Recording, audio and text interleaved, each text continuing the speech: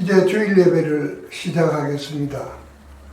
하나님은 영이시니 예배하는 자가 신령과 진정으로 예배할지니라. 아멘.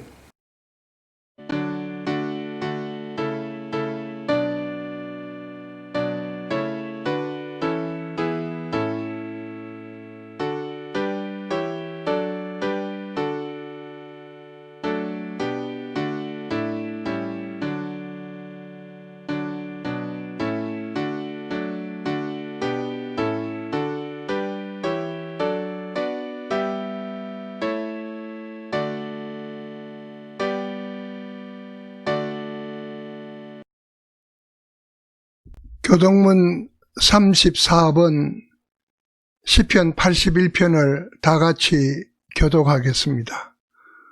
우리의 능력이 되시는 하나님을 향하여 기쁘게 노래하며 야곱의 하나님을 향하여 즐거이 소리칠지어다. 실을 읊으며 소고를 치고 아름다운 수금의 비파를 아우를지어다. 초하루와 보름과 우리의 명절에 나팔을 불지어다. 이는 이스라엘의 율례요 야곱의 하나님의 규례로다. 하나님이 애굽 땅을 치러 나아가시던 때에 요셉의 족속 중에 이를 증거로 세우셨도다. 거기서 내가 알지 못하던 말씀을 들었나니 이르시되 내가 그의 어깨에서 짐을 벗기고 그의 손에서 광주리를 놓게 하였도다. 내가 고난 중에 부르짖음에 내가 너를 건졌고 우레소리의 은밀한 곳에서 네게 응답하며 머리바 물가에서 너를 시험하였도다. 내 백성이여 들으라. 내가 네게 정언하리라. 이스라엘이여 내게 듣기를 원하노라. 너희 중에 다른 신을 두지 말며 이방신에게 절하지 말지어다. 나는 너를 애굽 땅에서 인도하여 낸 여호와 내 하나님이니 내 입을 크게 열라. 내가 채우리라 하였으나 내 백성이 내 소리를 듣지 아니하며 이스라엘이 나를 원하지 아니하였도다. 아멘. 사도신경으로 우리의 신앙을 고백하겠습니다. 전능하사 천지를 만드신 하나님 아버지를 내가 믿사오며 그 외아들 우리 주 예수 그리스도를 믿사오니 이는 성령으로 잉태하사 동정녀 마리아에게 나시고 본디오 빌라도에게 고난을 받으사 십자가에 못 박혀 죽으시고 장사한 지 사흘 만에 죽은 자 가운데서 다시 살아나시며 하늘에 오르사 전능하신 하나님 우편에 앉아 계시다가 저리로서 산 자와 죽은 자를 심판하러 오시리라. 성령을 믿사오며 거룩한 공회와 성도가 서로 교통하는 것과 죄를 사하여 주시는 것과 몸이 다시 사는 것과 영원히 사는 것을 믿사옵나이다. 아멘.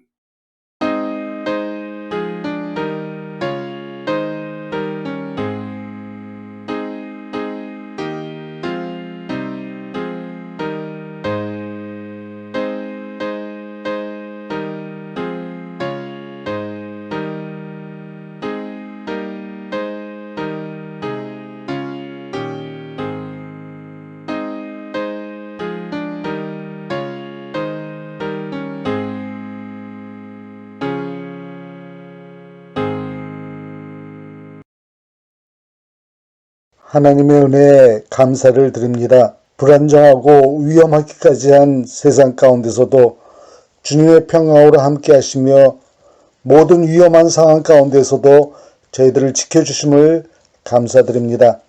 함께 예배드리지 못하는 안타까움이 있으나 합력하여 선을 이루시는 하나님의 역사를 기대하며 소망 가운데 인내를 배워가고 있음을 또한 감사드립니다. 바라옵기는 하나님의 궁휼하심으로 이 혼돈의 시간들이 단축되어지기를 기도합니다. 그래서 저희 믿음의 권속들이 함께 기쁨으로 찬송하며 함께 말씀에 아멘하며 함께 주 안에서 경배케 하시고 함께 교제하며 주 안에서 즐겁게 뛰놀게 하옵소서. 한국의 일부 목회자들의 몰직각한 행동으로 국민 전체를 위험에 빠뜨리고 있음을, 또 하나님의 영광을 가리우는 어처구니 없는 상황들을 정리하여 주시고 한국의 교회들이 진정 빛과 소금으로 거듭나는 시간들이 되게 하여 주시옵소서. 이제 말씀으로 다시금 믿음, 소망, 사랑 안에 굳건히 터를 잡기 원하오니 주의 종을 통해 말씀하여 주시고 아멘으로 저희들의 삶에 열매 맺게 하옵소서. 저희들을 자녀 삼으신 하나님께 감사, 찬송과 영광을 돌리며 우리 주 예수 그리스도의 이름으로 기도하였습니다. 아멘.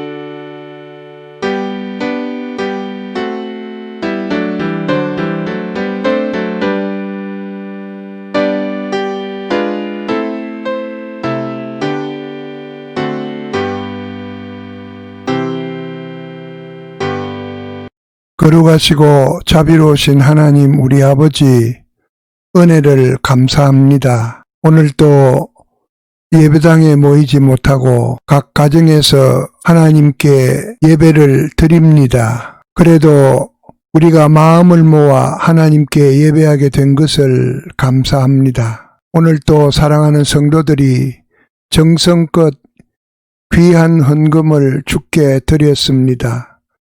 드린 손길 하나하나 기억해 주시고 저희들 삶 속에 하나님께서 크신 은혜와 사랑으로 채워 주시길 원합니다. 우리 이 땅에 살면서 하나님 잘 섬기게 하시고 주님 분부하신 선교사역에 열정적으로 참여하게 하여 주시며 베풀고 나누며 사는 아름답고 행복한 삶을 살게 하여 주옵소서.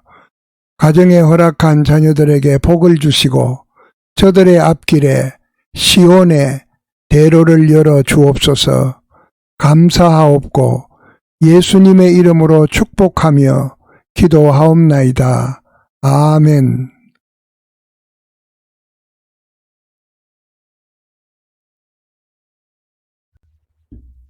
사랑하는 성도 여러분, 지난 한 주간도 평안하셨습니까? 교회 소식 알려드립니다. 우리는 주일을 거룩하게 지킵니다. 복된 오늘 온라인 영상 예배에 함께 참여하여 예배하는 여러분들을 주님의 이름으로 환영하고 축복합니다. 오늘은 거룩한 주님의 날입니다. 영상 예배라는 이유로 주일 예배의 본질이 훼손되지 않도록 각별히 유의하시기 바랍니다. 가정예배 지침서 40회분을 우송하였습니다. 하나님께서 주시는 소중한 하루하루를 허송하지 마시고 가족이 함께 예배하는 복된 시간 되시기 바랍니다. 8월 23일 주일 예배도 온라인 영상 예배로 진행합니다. 모두 참여하시기 바랍니다. 온라인 예배 동영상을 포코노 가족방에 올립니다. 하루 10분만 말씀을 묵상하는 시간으로 투자하십시오. 매일 성경 공부는 말씀을 가까이 하는 성도들의 생활 훈련입니다. 열심히 하시기 바랍니다. 이번 주 예배위원은 대표기도의 김영배 목사, 성경봉독의 윤영미 집사, 다음 주 예배위원회 대표기도의 강장범 목사, 성경봉독의 박인호 집사입니다. 기도로 준비하시기 바랍니다. 8월 16일 목회 서신 21신에서 자세히 공지한 대로 8월 중에 성교관 공사가 시작됩니다. 성도 여러분들의 기도와 물심양면의 협력을 부탁드립니다. 거룩한 주일, 주님이 주시는 은혜와 평강이 여러분들의 가정에 넘치기를 기원합니다.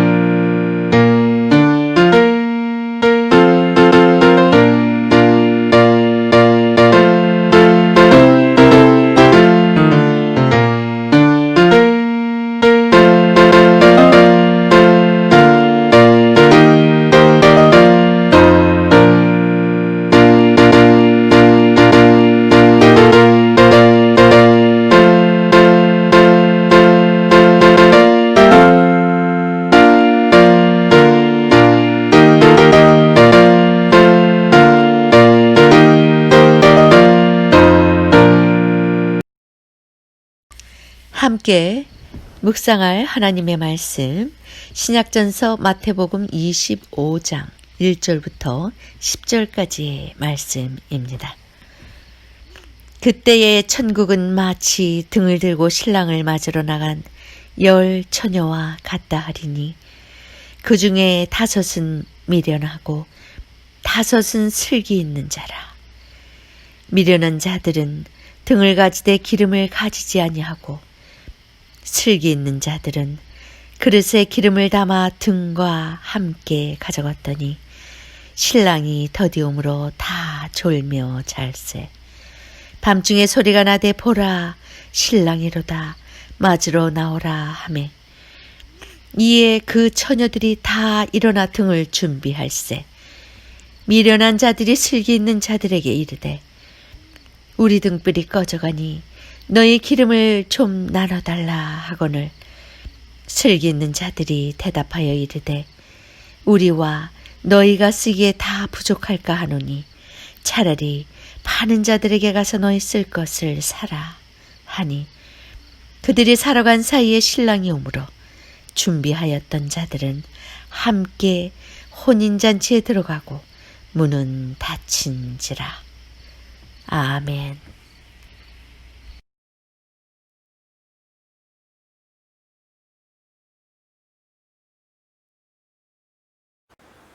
오늘 우리에게 주시는 말씀은 마태복음 25장 1절에서 10절까지의 말씀입니다. 본문에는 신랑을 맞으러 나간 10 처녀 얘기가 나옵니다.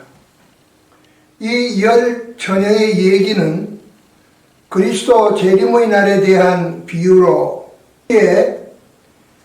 신부의 처지에서 재림하실 예수님을 기다리는 신자들의 모습을 그린 것입니다. 성경에서 그리스도의 재림을 마태복음 24장 36절에서 그 날과 그 때는 아무도 모르고 오직 아버지만 아신다고, 데살로니가 5장 2절에서는 주의 날이 밤에 도적같이 이른다고, 베드로후서 3장 12절에는 그 날이 임하기를 바라보고 간절히 사모하라고 하였습니다.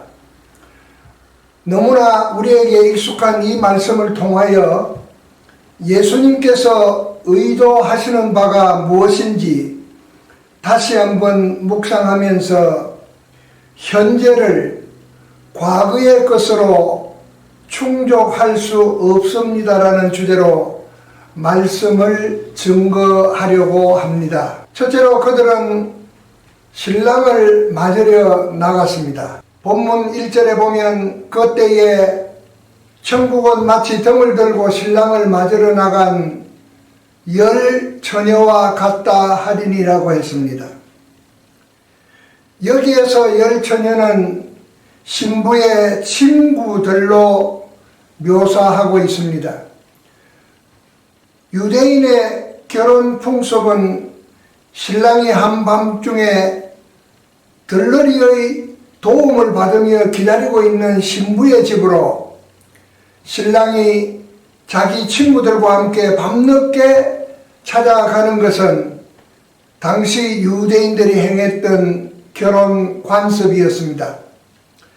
그래서 신부의 들러리들은 어둠을 밝힐 수 있도록 등불을 준비하였고, 예정보다 늦게 오는 신랑을 기다리다가 꺼지지 않도록 여분의 기름을 준비하였다고 합니다. 그들은 신랑의 오는 길에 시중을 들기 위해 등불을 밝혀 정중하게 신랑을 신부의 집으로 안내하는 임무를 다하는 것이었습니다. 본문에서 그들은 신랑을 맞으러 나간 열 처녀와 같다고 하였습니다. 여기서 우리가 먼저 이해해야 할 부분이 있습니다. 본문에 나오는 열 처녀는 두 그룹으로 나뉩니다. 한 그룹은 미련한 그룹이고 다른 한 그룹은 설기 있는 그룹입니다.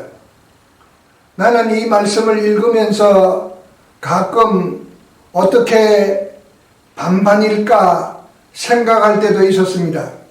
생각해보면 아무래도 미련한 그룹의 수가 더 많을 것 같아서입니다. 이는 예수께서 우리의 가능성을 열어놓으시고 후하게 점수를 매겨주신 것 같다고 생각하게 됩니다. 그러나 한편으로는 두려운 생각이 드는 것도 사실입니다. 미련한 그룹이 50%나 되니까요. 여러분들은 어느 그룹에 속했다고 생각하십니까? 그러면 오늘 말씀을 통해서 우리가 어느 그룹에 속하였는지를 확인해 보는 계기가 되었으면 합니다. 열 처녀에게 주어진 과제는 기다리는 것이었습니다. 신랑을 맞으려 나갔으니 언제 올지 모를 신랑을 기다려야 하기 때문이죠. 신랑을 기다리는 그 기다림은 절실한 것이지만은 그 기다림이 그리 쉬운 일은 아니었습니다. 신랑이 오는 것은 분명한 약속입니다마는 그런데 온다는 때를 알 수 없는 상황에서 막막하기도 했지요. 그래서 시간이 흐를수록 그 마음이 초조하다 못해 그 절실함은 점점 더 느슨해질 수밖에 없었던 것입니다. 신자들이 기다리는 그리스도의 재림에 관련된 말씀 마태복음 24장 36절과 베드로 후서 3장 12절에 보면 그러나 그날과 그때는 아무도 모르나니 하늘의 천사들도 아들도 모르고 오직 아버지만 아시느니라. 하나님의 날이 임하기를 바라보고 간절히 사모하라고 하였습니다. 이는 신랑을 맞으려 나간 열 처녀 비유와 연관되어 있는 말씀임을 알 수 있습니다. 여기에 우리에게 주시는 중요한 메시지가 있습니다. 그것은 먼저 자신의 신분과 취해야 할 행동을 보여주는 것입니다.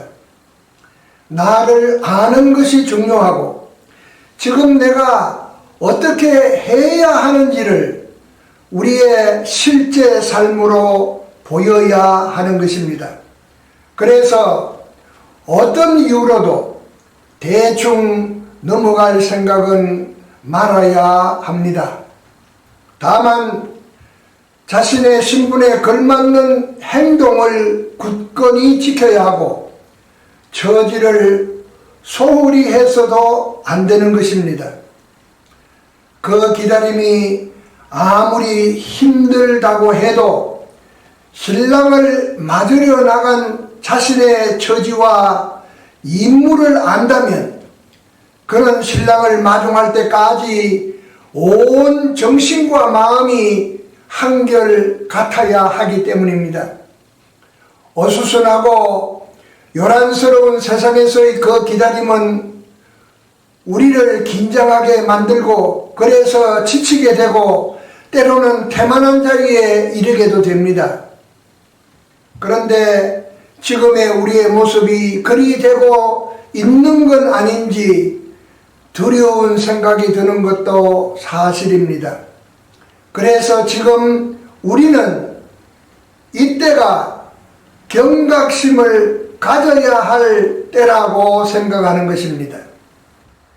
우리는 신랑을 맞으러 나온 열 처녀와 같습니다. 그러므로 우리는 신랑을 맞으러 나와 있는 임무를 다해야 할 것입니다. 두 번째로 안고 있는 한계를 뛰어넘는 것입니다. 열 처녀, 그들은 모두 문제를 안고 있었습니다. 그들이 통과해야 할 관문은 바로 그들이 안고 있는 문제들이었습니다. 요즘 코로나 바이러스 때문에 부쩍 항체라는 말을 많이 듣습니다. 항체라는 생물학 용어는 항원, 즉 우리 몸에 침입하는 세균이나 독소에 대항하여 싸워주는 항체가 그 독소에 대해 면역성을 주는 것을 의미합니다. 우리가 독감 백신을 접종하는 것도 이 항체를 얻기 위해서입니다. 우리 신앙인에게도 그 어떠한 신앙을 방해하는 항원에도 신앙의 능력이라는 항체가 부단히 침투해오는 세속적 항원을 대항해 주는 것이 필요한 것이기 때문입니다. 왜냐하면 신앙은 정체되어 있는 것이 아니고 성숙해야 하기 때문입니다. 본문 마태복음 25장 2절에서 5절까지 보면 그 중에 5은 미련하고 5은 설기 있는 자라. 미련한 자들은 등을 가지되 기름을 가지지 아니하고 설기 있는 자들은 그릇에 기름을 담아 등과 함께 가져갔더니 신랑이 드디어 오므로 다 졸며 잤다고 했습니다. 이렇게 그들 열 처녀는 모두 문제를 안고 있었습니다. 그런데 오늘의 신자들도 마찬가지로 이러한 문제를 안고 있다는 것입니다. 그러면서도 일상을 제대로 챙기지 않는 것이 곧 우리의 문제이기도 합니다. 여기에서 그들은 모두 처녀라는 동질성이 있었지만 한 그룹은 미련하다는 것과 한 그룹은 슬기롭다는 이질성도 동시에 가지고 있었습니다. 그 다음 문제는 일상에서 가지는 사고방식으로 봅니다. 미련과 슬기라는 원문을 직역하면 미련은 어리석은 신앙심이 없는 부주의한이라는 의미로 슬기는 사려 깊은 신중한 총명한이라는 의미가 있습니다. 이 의미가 내포하고 있는 대로 두 그룹의 생활 방식이 달랐던 것을 볼 수가 있는 것입니다. 여기에서 두 그룹의 특별한 차이라기보다 일상적인 차이를 볼 수 있는 것입니다. 그 차이라는 것은 마태복음 25장 3, 4절에서 미련과 슬기로, 그리고 미련한 자는 등을 가지되 기름을 가지지 아니하고 슬기 있는 자는 그릇에 기름을 담아 등과 함께 가져갔다라고 하는 것입니다. 이것은 기술이나 능력을 평가하는 구별은 아니었습니다. 여기 미련한 5 처녀가 등을 가지되 기름을 가지지 아니하였다는 것은 그들의 일반적으로 인정되고 습관화되어 온 규범이나 생활 방식을 따르지 아니한 태도입니다. 그런데 설기 있는 5 처녀는 그릇에 기름을 담아 등과 함께 가져갔다라고 하였습니다. 그들은 다만 그들의 일반적이고 인정되고 습관화되어 온 규범이나 생활 방식을 따랐다는 것입니다. 그러니까 여기서 따르는 자와 따르지 아니하는 자의 차이가 보이는 것입니다. 그리고 그들에게는 공통점도 있었습니다. 그들은 모두 처녀라는 것과 신랑을 마중하러 나가는 것과 등불을 준비하였다는 평범한 공통점을 가지고 있었습니다. 마태복음 25장 5절에 보면 신랑이 드디어 오므로 다 졸며 잘세라고 합니다. 모두 졸며 잤다고 하는 점입니다. 이는 미련한 자와 설기 있는 자가 함께 안고 있는 공통점입니다. 재림을 기다리는 성도들은 예수님께서 당장 오실 것으로 생각하며 준비하는 자세도 필요하지만 동시에 재림이 지체되더라도 거기에 대비하여 준비하는 삶도 필요하다는 것입니다. 아울러 성도는 주님의 재림을 늘 기대하고 기다리는 마음이 있어야 합니다. 그래서 우리가 안고 있는 이 문제의 한계를 뛰어넘어야 된다고 하는 말입니다. 세 번째로 미래를 예상하고 대처하는 능력입니다. 마태복음 25장 6절부터 9절까지 보면 밤중에 소리가 나되 보라 신랑이로다 맞으러 나오라 하며 이에 그 처녀들이 다 일어나 등을 준비할세 미련한 자들이 설기 있는 자들에게 이르되 우리 등불이 꺼져가니 너희 기름을 좀 나눠달라 하거늘 설기 있는 자들이 대답하여 이르되 우리와 너희가 쓰기에 다 부족할까 하노니 차라리 파는 자들에게 가서 너희 쓸 것을 사라 하니라고 했습니다. 드디어 신랑이 왔습니다. 그들의 임무를 성취하는 순간에 직면하게 된 것입니다. 그들은 모두 잠에서 깨어나 등을 준비하고 점검했습니다. 그런데 미련한 자의 등불이 꺼져가는 것이었습니다. 미련한 5 처녀는 다급해졌습니다. 본문 8절에 보면 미련한 자들이 설기 있는 자들에게 우리 등불이 꺼져가니 기름을 좀 나눠달라. 그럴 때에 설기 있는 자들이 우리와 너희가 쓰기에 부족할까 하노니 차라리 파는 자들에게 가서 너희 쓸 것을 사라고 했습니다. 설기 있는 자들의 이와 같은 대답은 당연한 대답이었습니다. 아마도 미련한 자들은 매우 당황했을 것입니다. 당연한 일도 챙기지 못한 자신들의 행위를 뉘우치기엔 이미 늦은 시간이 되었기 때문입니다.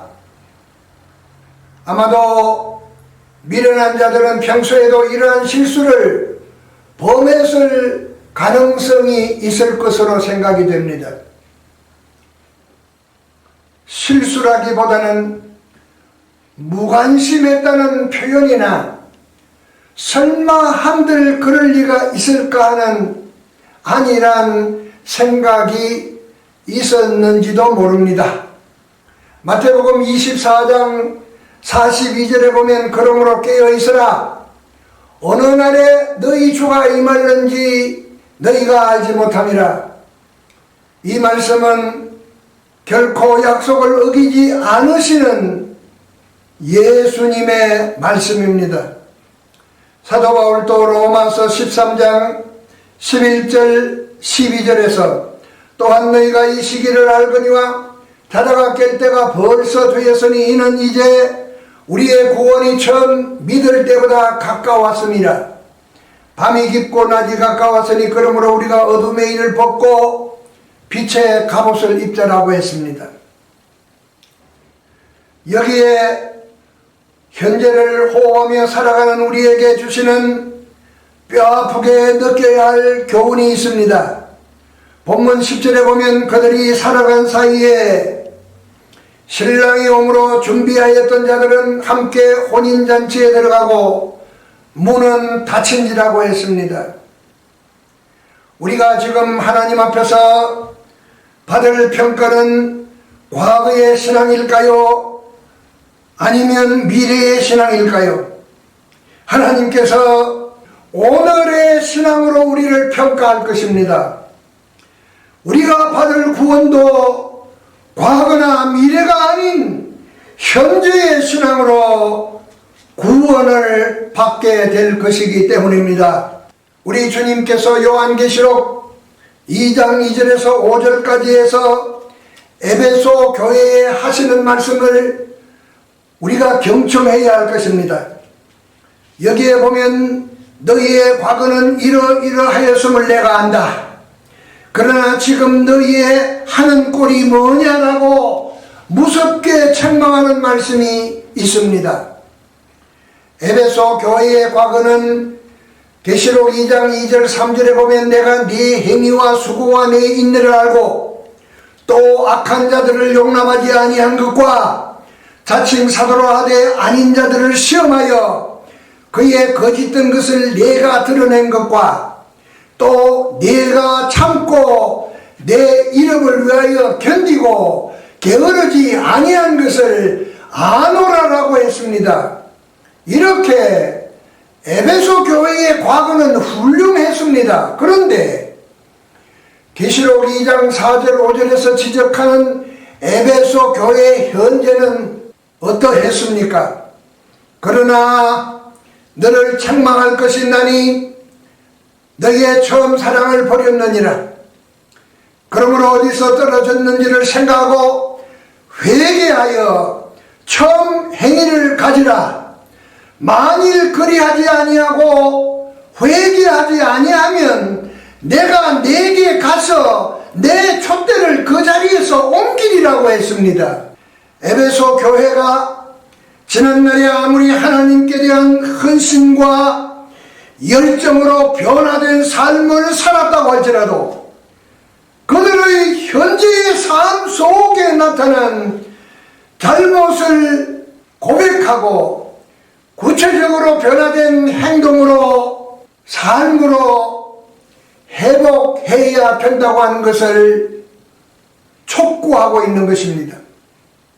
그래서 만약에 그리하지 못할 때 내가 네게 가서 내 촛대를 그 자리에서 옮기겠다라고 했습니다. 이는 참으로 두려운 말씀인데 주님께서 에베소 교회와 단절하겠다고 하는 무서운 선언입니다. 문제는 현재입니다. 본문 10절에서 말씀한 대로 문은 닫혔습니다. 그들이 살아간 사이에 신랑이 오므로 준비하였던 자들은 함께 혼인잔치에 들어가고 문은 닫힌지라고 했습니다. 이 말씀을 보십시오. 준비하였던 자들은 함께 혼인잔치에 들어갔다라고 했습니다. 그들의 준비는 과거의 것이 아니라 현재에 준비되어 있는 것입니다. 다행입니다. 바로 그때 준비가 되어 있느냐 없느냐가 관건이 되기 때문입니다. 과거에 아무리 준비성이 좋았다 할지라도 현재 준비되어 있지 않다면 아무런 소용이 없는 법입니다.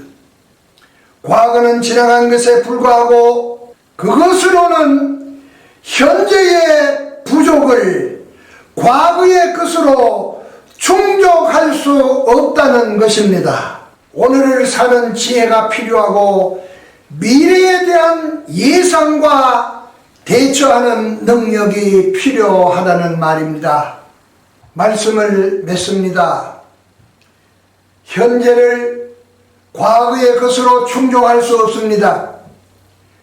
여기 미련한 5 처녀의 결정적인 잘못이 무엇입니까? 그들은 신랑을 마중하러 나갔던 사람들입니다. 그런데 마중하러 나간 그 신랑이 목전에 당도했습니다. 그제야 그들은 등잔을 준비하고 점검했습니다. 또한 그들은 신랑이 늦어질 것이라고 예상하지도 못했습니다. 당연히 그들의 임무에 포함시켜야 될 만약에 늦어질지 모른다는 시간의 문제를 가벼이 생각한 것입니다. 막연하게 설마 등잔에 기름이 모자랄 리야 없겠지라는 기대가 그들에게 있었을 것입니다. 우리도 신앙생활에서 설마 하는 기대는 버려야 합니다. 미련한 5 처녀는 그들의 일상적인 생활 습관을 무시하였던 것 같습니다. 더욱이 미래에 대한 예상과 거기에 대처하려는 의지가 없었기에 그들은 뼈아프게 후회하며 울었을 것입니다. 우리도 예외는 아닙니다. 신앙인의 삶에서 어느 하나 예사롭게 봐서도 안 되고 단순한 경험에 의존하여 행동하는 게으름도 거물입니다. 오늘 말씀드린 대로 우리는 신랑을 맞으러 나간 10 처녀와 같습니다. 그들에게 중요한 것은 신분과 행동의 문제였습니다. 누구에게나 이러한 안고 있는 문제가 있기 때문에 우리는 열정적인 신앙으로 우리가 안고 있는 한계를 뛰어넘어야 할 것입니다. 미래를 예상하고 대처하는 능력을 길러야 하겠습니다. 오늘을 살면서 미래를 향한 예상과 대처하는 능력이 이 세대를 이기고 나아갈 수 있기 때문입니다. 자비로우신 하나님, 은혜를 감사합니다. 오늘도 주신 말씀을 통해서 새롭게 도전을 받습니다. 우리에게 이러한 능력을 더하여 주시옵소서. 예수님의 이름으로 기도하옵나이다. 아멘.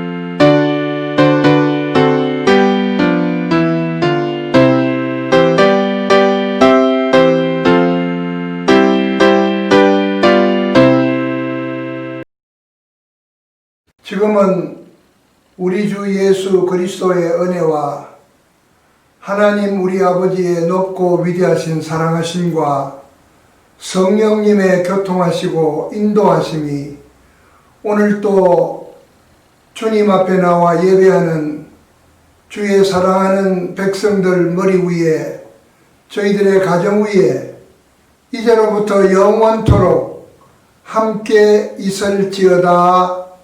아멘.